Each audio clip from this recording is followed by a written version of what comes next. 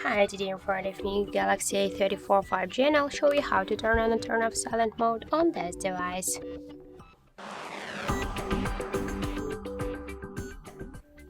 So let's first open the settings and tap to the sounds and vibration. Here you'll see the sound and modes. Just to activate silent mode, switch sound to mode, and to turn it off, switch mode to sound. Also, you can open the notification panel shortcuts and find here sound icon. Just click twice on this icon. Now it's just switch to the mode. This means that the silent mode is activated. To turn off silent mode, switch mode to the sound by clicking. So that's it. Thank you for watching, and if you find this video helpful, don't forget to leave a like, comment and to subscribe our channel.